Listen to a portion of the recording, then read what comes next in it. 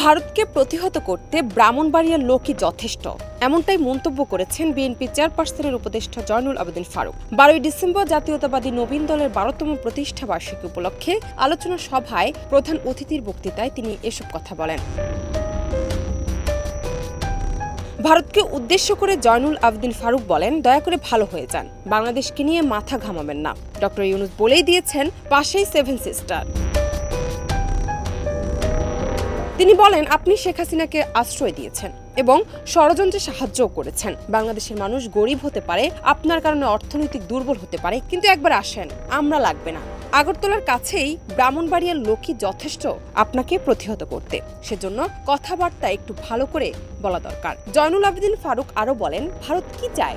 এখন তো শেখ হাসিনা নেই, শেখ হাসিনার কিছু প্রেতাত্মা থাকলেও তার দল তো এখন শাসন করছে না, তাহলে ভয় কিসের? গতকালকে যুবদল, ছাত্রদল ও স্বেচ্ছাসেবক দল ঢাকা থেকে আগরতলা অভিমুখে লং মার্চ করেছে। যেই আগরতলায় বাংলাদেশের সহকারী হাইকমিশনে হামলা করেছে, জাতীয় পতাকাকে ছিঁড়ে ফেলেছে।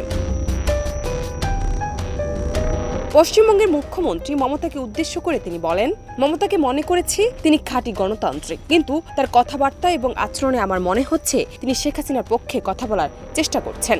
আপনিও দিল্লি দ্বারা নিষ্পেষিত, দয়া করে আপনি আমাদেরকে নিষ্পেষিত করার ষড়যন্ত্রে হাত রাখবেন না। জান্নাত নিপু, দেশ রূপান্তর।